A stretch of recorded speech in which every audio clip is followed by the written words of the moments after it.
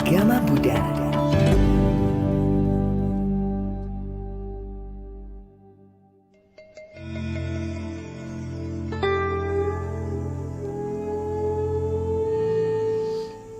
Sembilan puluh 2,4 FM Pro 1 RRI Palembang, kanal informasi dan inspirasi terus menemani Anda pendengar.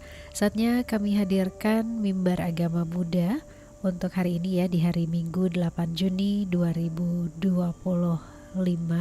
Untuk kesempatan malam ini akan berbicara seputar membuat jodoh baik bersama dengan narasumber kami UP Padmajaya Herman PC, penyuluh agama Buddha yang sudah hadir langsung di studio Pro 1 RRI Palembang saat ini. Selamat malam. Selamat malam. Kabarnya gimana nih Pak Herman? Baik-baik saja. Baik Pak Herman, ini mungkin langsung saja ya kita akan mengajak pendengar untuk menyimak Mimbar Agama Buddha untuk kesempatan malam hari ini. Oke, terima kasih atas waktunya Mbak Esi. Baiklah, selamat malam bagi pendengar Pro 1 92,4 FM yang berbahagia dimanapun berada. Terima salam dhamma dari Herman. Namo Sang Hyang Adi Budaya, Namo Buddhaya. Pertama-tama, malam hari ini kita akan mengambil sebuah materi yang berjudul menjalin jodoh yang baik. Ketika dalam hidup kita sebagai manusia, baik laki-laki atau perempuan, baik kaya, miskin, atau pedagang, petani, atau sebagai nelayan, kadang-kadang kita ditemukan dengan orang-orang yang tidak baik terhadap perlakuan mereka terhadap diri kita. Kadang-kadang kita dihina, kadang-kadang kita dihujat, kadang-kadang kita dinista, kadang-kadang kita di apapun juga. Dan ketika semua orang berbuat jahat kepada kita, dalam ajaran Buddha, itulah karma yang harus kita warisi. Jadi ketika orang-orang di sekeliling lingkungan hidup kita atau keluarga kita sekalipun berbuat jahat kepada kita, itu adalah jodoh karma buruk yang harus kita terima. Dan ketika jodoh buruk itu datang, kita tidak boleh membalas keburukan yang mereka lakukan kepada diri kita, tetapi kita harus membalasnya dengan cinta kasih dan kasih sayang. Sang Buddha pernah bersabda, kebencian tidak akan pernah habis dibalas dengan kebencian, tapi kebencian akan habis dibalas bila dibalas dengan cinta kasih dan kasih sayang. Nah, ketika kita dihina orang, apa yang akan kita lakukan?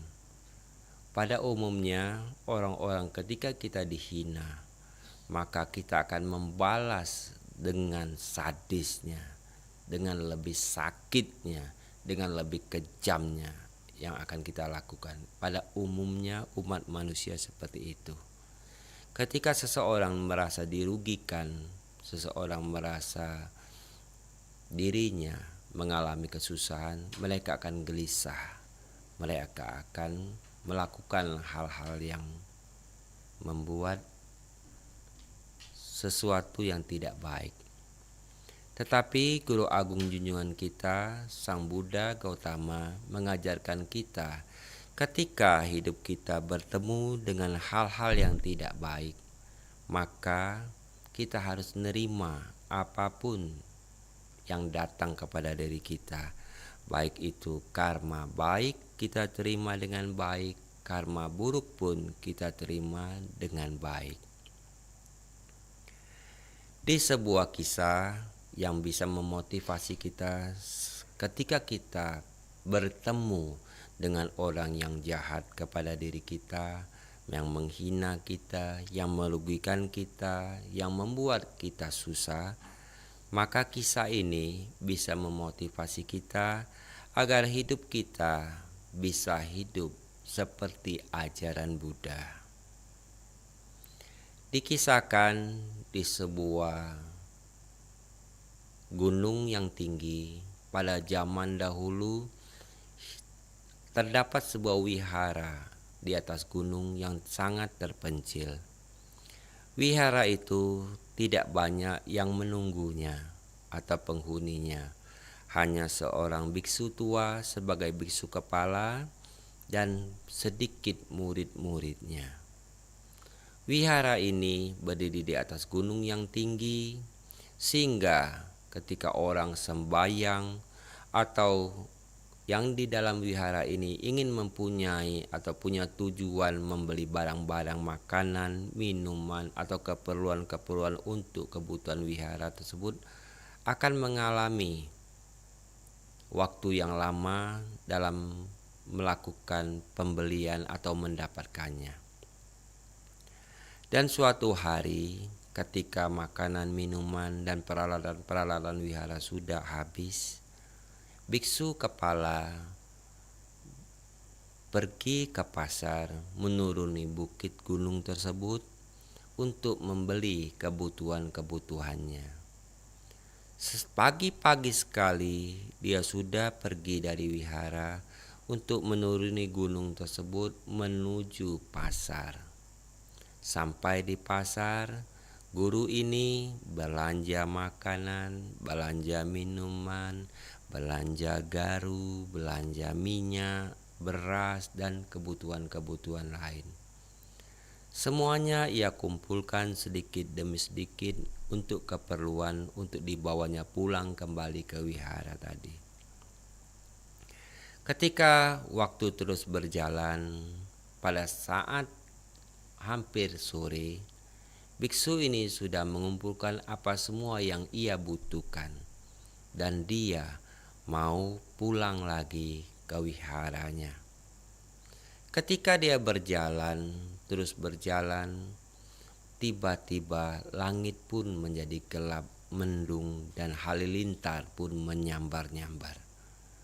Biksu ini dari kecil sampai dia tua, semua dia tidak takut. Tentang melayani duka orang meninggal, dia tidak takut.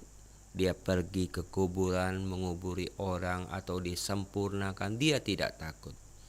Hanya dia takut bunyi halilintar. Nah, ketika bunyi-bunyi halilintar tersebut, Bante tua ini sangat ketakutan dan gemetar. Ya. Kadang-kadang setiap manusia punya ada rasa takut. Ada yang bermacam-macam takutnya. Ada yang takut dengan tikus, ada yang takut dengan lipas, dan sebagainya. Nah, biksu ini termasuk takut dengan suara halilintar. Hanya ini yang ia takutkan dalam hidupnya. Ketika dia berjalan dan terus berjalan menuju wihara, hujan pun turun dengan lebatnya. Semakin takutlah dia. Dengan basah kuyup, dengan beban yang berat, dia terus berjalan sampai dia sangat tubuhnya gemetar. Ditambah dengan dinginnya udara, dengan lebatnya hujan, dan guntur atau itu petir menyambar-nyambar. Dia berpikir dia tidak sanggup melakukan perjalanan ini. Dan dia mencari sebuah rumah. Ketika di perjalanan dia menemui sebuah rumah, yaitu yang rumah ditinggali oleh saudagar yang kaya raya. Rumah tersebut sangat besar dan kokoh. Di depan terpampang nama si pemilik rumah tersebut. Ya, kalau di kebudayaan orang Cina, kalau punya rumah, di depan rumahnya itu ada tanda namanya, rumah siapa. Ya. Tapi kalau di Indonesia, di depan rumah kita terpampang juga tapi RT berapa, RW berapa, nomor rumah berapa itu. Tetapi kalau di Cina, di zaman Cina kuno, ya Cina Tiongkok kuno, itu terpampang namanya. Sampai sekarang masih yang melakukan budaya itu masih ada. Nah, ketika Bante ini melihat namanya, dia mengetuk pintu itu dengan sekuat tenaga. Di hati Bante tua ini ingin menumpang, menginap di rumah tersebut sampai hujan reda keesokan paginya. Dia mengedor pintu tersebut. Akhirnya pembantu rumah itu pun keluar, membukakan pintu dan bertanya, "Ada apa, Bante? Kau mengedor-ngedor pintu." Bante itu berkata, "Saya kehujanan. Saya mau pulang ke wihara, tapi petir menyambar-nyambar. Saya ketakutan, saya kedinginan, saya berkeinginan untuk menumpang tidur semalam saja di rumah ini. Keesokan pagi-pagi sekali saya sudah melanjutkan perjalanan." Pembantu ini berkata, "Tunggu, saya akan bilang kepada majikanku apa permintaanmu." Pintu ditutup kembali dan pembantu itu masuk ke dalam rumah. Bante itu menunggu apa yang ia harapkan. Ketika pintu itu dibuka kembali, pembantu itu berkata, "Tuanku berkata, Anda tidak boleh menumpang nginap di rumah ini. Jadi silakan Bante pergi dari rumah ini." Bante itu pun tidak berputus asa dan ia berkata, "Kalau memang saya tidak boleh menginap di dalam rumah, tolong bilang kepada tuanmu, saya menumpang berteduh di depan rumahmu di teras ini saja. Tolong katakan kepada tuanmu." Dan pembantu itu pun berkata, "Tunggu sebentar," dan menutup pintu kembali. Kemudian beberapa saat kemudian pembantu itu pun keluar kembali dan berkata dengan membuka pintu dengan suara yang agak kasar, "Tuanku tidak suka kepada biksu, kepada Bante, maka pergilah kau jauh-jauh dari rumah ini." Bante itu berkata, "Di teras ini saja, di depan rumah ini saja, saya duduk untuk berteduh sampai hujan reda atau sampai esok pagi baru saya melanjutkan perjalanan ini." Tapi pembantu itu berkata, "Kau jangan memusingkanku, pergilah dari rumah ini. Tuanku tidak mengizinkan siapapun untuk menumpang walaupun di depan teras ini." Dengan perkataan yang lantang itu, Bante tua pun menyadari bahwa dia sedang bertemu dengan jodoh orang yang tidak baik. Maka Bante itu dengan mengumpulkan semua barang-barangnya, ia berjalan tertati-tati menuju wihara di atas gunung. Dengan hati ketakutan, dengan badan kedinginan yang gemetar, semuanya bercampur aduk. Setapak demi setapak ia sampailah di wiharanya kembali. Sesampai di wihara, dia disambut oleh murid-muridnya dan Bante tua itu berkata, "Hari ini aku bertemu dengan jodoh yang tidak baik." Hanya itu yang terucap.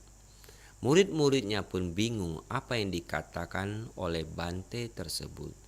Terus Bante tersebut mengambil pena, mengambil kertas, dan menulis sebuah nama. Dan nama tersebut ia taruh di atas meja. Bante tersebut pun melakukan bersih-bersih diri, dan kejadian itu sudah lama berlalu. 5 tahun kemudian dari peristiwa saat Bante kehujanan itu telah berlalu, ya. 5 tahun kemudian orang kaya yang tidak memperbolehkan Bante itu menginap di rumahnya mempunyai istri yang baru. Istri ini muda, cantik jelita, bertubuh bagus, berkulit mulus, berambut panjang dan sebagainya. Istrinya, saudagar kaya ini, rajin pergi ke wihara, rajin membina diri di wihara, rajin membaca kitab suci, rajin membaca parita, sutra, mantra, dan dharani. Sedangkan suaminya, saudagar kaya ini tidak suka untuk sembahyang. Istrinya yang baru menikah dengan saudagar kaya ini terus merengek dan terus merengek setiap hari mengajak suaminya untuk pergi ke wihara. Tetapi suaminya bersikeras, saya tidak suka pergi ke wihara. Saya tidak suka sembahyang. Yang saya suka hanya mencari uang setiap hari sehingga kita setiap hari bertambah kaya dan terus bertambah kaya. Karena setiap hari direngek oleh istri, dipinta dan terus dipinta. Akhirnya suaminya ini luluh juga. Dan suaminya ini berkata, boleh saya ke wihara, tapi saya hanya mengantarmu ke wihara. Saya tidak ikut puja bakti. Boleh, kata istrinya. Kanda, suamiku hanya mengantar ke wihara, duduk di depan wihara. Ketika nanti pulang, kita pulang bersama-sama kembali. Oke, jawab suaminya. Ketika suaminya mengantar istrinya pergi ke wihara, sesampainya di wihara, istrinya pun bersikeras masuk ke dalam dharmasala, mengikuti puja bakti, membaca parita-parita suci, bermeditasi, mendengarkan dharma dan sebagainya. Suaminya hanya duduk di depan wihara, melihat kanan kiri, melihat apapun yang ia suka. Akhirnya suaminya ini saudagar kaya ini bosan. Dia pun berjalan-jalan di wihara, menyelusuri setiap ruangan-ruangan wihara karena kebosanannya. Pada saat dia berjalan-jalan di sebuah ruangan, dia melihat banyak sekali nama-nama di sebuah meja. Ketika dia melihat, dia tertegun, namanya ada di meja tersebut. Nama lengkapnya, senya, marganya ada, nama tengahnya ada, nama belakangnya ada, dan alamatnya pun lengkap. Saudagar ini pun bingung, kenapa nama saya ada di meja ini. Dia mencari tahu apa yang dia ingin tahu. Ketika itu dia bertemu dengan biksu kecil, ia memanggil biksu kecil itu, biksu. Bante, kenapa nama saya ada di atas meja? Bante kecil itu berkata, ya, saya tidak tahu. 5 tahun yang lalu guru saya pulang dengan kehujanan dan berkata, hari ini saya tidak berjodoh dengan orang baik. Maka guru saya menulis nama itu, ditaruh di atas meja. Setiap hari guru saya mendoakan orang itu agar orang itu hidupnya bahagia, agar orang itu panjang umurnya, agar orang itu hidupnya sejahtera, agar orang itu mencapai apa yang dicita-citakannya, dan mendoakan orang itu semoga hidupnya berbahagia. Saudagar kaya ini tertegun. Loh, artinya 5 tahun yang lalu, artinya yang waktu itu mau menumpang di rumahku adalah guru wihara ini. Dan aku sudah berbuat jahat dengannya. Aku mengusirnya dari rumahku. Aku tidak memperbolehkannya tinggal di dalam rumahku walaupun 1 malam. Aku pun tidak memperbolehkannya berteduh di depan rumah di teras rumahku. Tapi balasannya guru ini sangat berhati mulia. Dia mendoakanku setiap hari agar aku selamat. Mendoakanku setiap hari agar aku umur panjang. Setiap hari mendoakanku agar aku hidup bahagia. Mungkin istriku yang baru ini adalah berkat dari doa-doa Bante tersebut. Dan ketika setelah itu ia sadar atas kesalahannya, ia menunggu istrinya selesai melakukan puja bakti. Setelah puja bakti dilaksanakan, saudagar ini berkata kepada istrinya, yang mana guru suhu tertua atau bante atau wesyo ya zaman dulu ya, yang mana ketuanya? Dan istrinya menunjuk, inilah ketuanya. Ketika bertemu dengan bante tua, saudagar ini meminta maaf bahwa perlakuannya yang 5 tahun yang lalu, yang tidak memberikan tumpangannya untuk berteduh di rumahnya, ternyata balasannya adalah kebaikan-kebaikan yang dia terima selama ini. Artinya perbuatan buruk yang ia lakukan dibalas dengan perbuatan baik oleh bante tersebut. Mulai hari itu, saudagar ini rajin pergi ke wihara bersama istrinya, melakukan mulai mau berdana, mau memberi, mau melakukan puja bakti, mau melakukan kebajikan-kebajikan agar dia bisa mempertahankan kebahagiaan dia di dunia ini dan mungkin juga kebahagiaan yang di luar dunia ini ketika dia meninggal dunia. Mulai hari itu, saudagar ini berubah 100% karena pengaruh dari istri yang baik, istri yang berbudi luhur, juga pengaruh dari bante tua yang menunjukkan bahwa kebencian tidak akan berakhir bila dibalas dengan kebencian. Kebencian hanya akan berakhir bila dibalas dengan cinta, kasih, dan kasih sayang.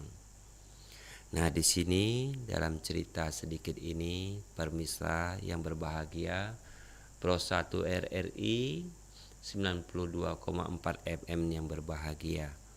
Ketika hidup kalian nanti, hari ini atau esok nanti atau beberapa tahun nanti, kalian bertemu dengan orang-orang yang jahat terhadap diri kalian, kalian tidak boleh membalasnya dengan kejam, dengan kejahatan, atau lebih kejam dari perbuatannya. Ketika kalian bertemu dengan orang yang tidak baik dalam hidup kalian, artinya jodoh tidak baik telah bertemu. Kalian boleh mempraktikkan kisah tersebut setiap hari. Kalian doakan orang yang jahat kepada kalian tadi agar hidupnya bahagia, hidupnya sejahtera, hidupnya panjang umur, hidupnya semoga selalu berbahagia. Ya. Nah, di sini juga Herman mempunyai seorang nenek sudah meninggal dunia, ya. Waktu kejadian itu di Kertapati, Herman tinggal di Bungaran 1 sebelah TK Pertiwi, ya. Pada suatu hari, rumah Herman bersebelahan dengan rumah bibi Herman, ya. Masuklah pencuri.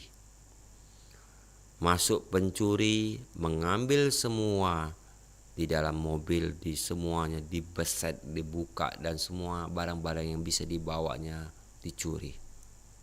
Esok paginya Herman bangun, dibangunkan oleh bibi dan sebagainya, berkata, rumah kita dicuri orang lain, rumah kita dikemalingan kalau bahasa Palembang.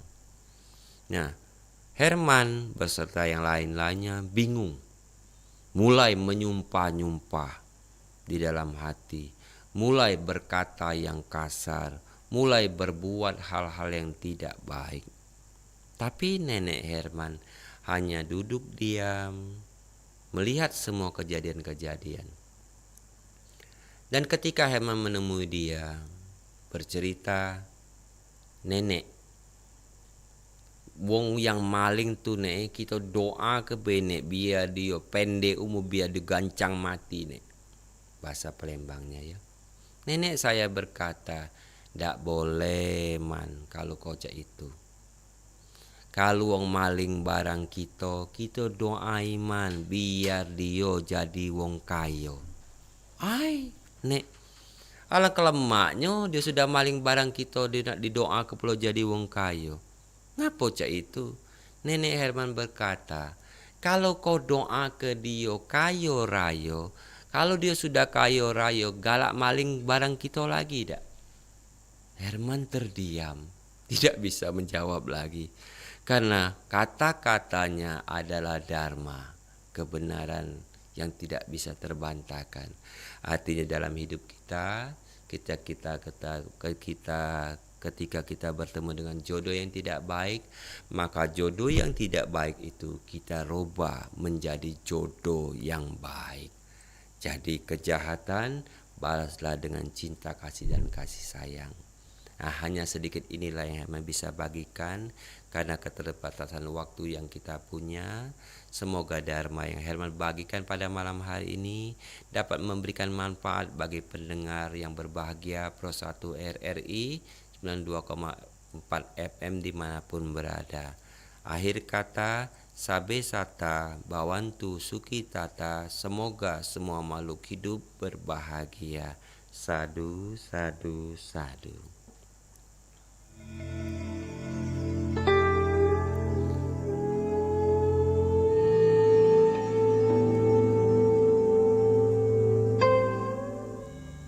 Ya Pak Herman, terima kasih sudah memberikan materinya untuk malam hari ini ya, seputar membuat jodoh baik dalam mimbar agama Buddha untuk hari ini, hari Minggu 8 Juni 2025. Selamat malam. Selamat malam. Baik pendengar, demikian mimbar agama Buddha, materi yang dihadirkan membuat jodoh baik bersama dengan UP Padmajaya Herman PC, penyuluh agama Buddha, untuk acara mimbar agama Buddha di hari ini Minggu 8 Juni 2025. Dan pendengar, program ini juga mengakhiri kebersamaan Esi ya, menemani Anda dalam rangkaian Palembang sore ini untuk hari ini. Terima kasih dan selamat mengikuti acara kami selanjutnya.